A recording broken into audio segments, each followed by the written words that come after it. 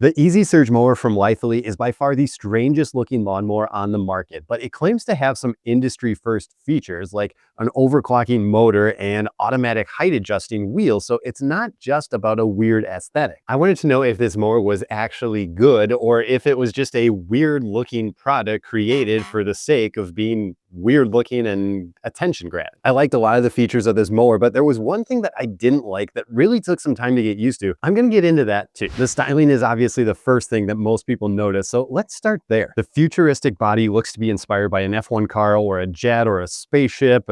Opening the cockpit or hood, you can see space for 4 batteries. The batteries are these power bank style packs with a digital screen for a charge status readout, and I've never seen any other battery with a digital readout like that before. When they aren't being used to power this tool, they can function as standalone battery banks for all of your electronics, and that's kind of cool. The control panel looks confusing at first, but it's all fairly straightforward. The power button turns things on to get started, and there's 2 dials that adjust height of cut and self-propelled speed for how fast you want to walk. To activate the self-propelled drive, there's a button on each side of the handle. They both do the same thing, so you've got options. To engage the blades, press the center button followed by the trigger-style pull handle. Again, there's one on each side, so use what's comfortable. Getting back to the height adjustment, you heard right that it's done through the dial on the handle. The height of cut selection is made, and then the wheels adjust electronically. I've never seen any other mower that does that. It's a fairly standard 18.5-inch blade, so definitely a decent cutting path width. I'm rocking the mulch plug, but there's a bagging option too, whatever your preference. The telescoping folding handle makes for a fast and quick storage option, but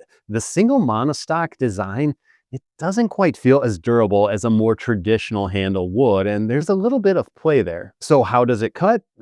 It cuts great, and it's exactly what you'd expect from a lawnmower like this. Even in flat cut, easy to control, usability is really nice, and I've got no complaints. But what about a torture test? Of course it cuts great on a manicured lawn. That's not really that impressive. What if I bring it to a portion of my backyard that I call the back 40? That's where we get into what Litheli calls easy surge mode, and here's how it works. With all 4 batteries installed, power the mower on like normal, but then by pressing the center button, you enter easy surge mode and your RPMs instantly bump up. Easy surge is designed for high demand areas and cutting tasks that require more power. The long grass I'm about to run it through is definitely going to require everything this mower has. The RPMs bump up instantly, so the baseline speed of the blade is increased right off the bat. But then they use something they call overclocking to automatically sense when the load on the blade increases, and then they bump the power even more. I'm making a few passes through this tall grass, and even though it took a few trips back and forth to get things mulched up,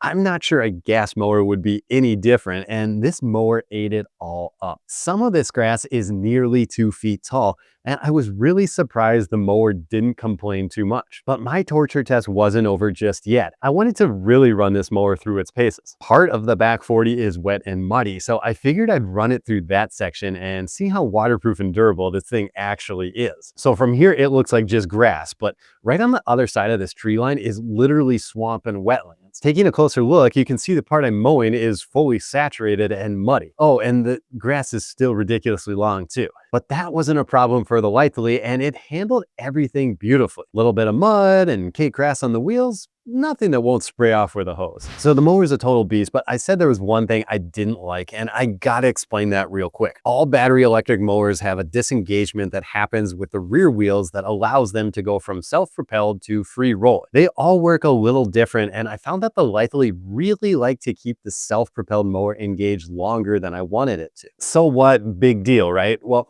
when it comes to turning around, you need that free rolling option, and it's nice if you can get into that free rolling option fairly quick and easily. It's like a locking differential in a car. It needs to engage at the important times when you need it, but it also needs to disengage to allow for turning. The Litheli is more like a welded diff, and it doesn't disengage easily, so I found turning around to be incredibly difficult because the wheels would stay locked instead of turning freely. There's definitely a trick to it, and with time I'd get used to it, I'm sure, but on initial testing, it's more of a pain than most mowers. So what's the overall vibe? This thing grips pretty good, and for the price point, I think it's a really good value. Plenty of power for sure, and I think that's everyone's hang up with battery electric lawnmowers. I can confidently say that these mowers have definitely come a long way, and if you want to learn more about this mower in particular, I've got a link in the video description. Litheli actually won my power shovel comparison test last winter, so I knew the brand was legit. I mean, you can get them at Walmart, so that says something right there. If you want to see that video, I've got it linked right there for you, and make sure you subscribe for more homeowner DIY and tool reviews.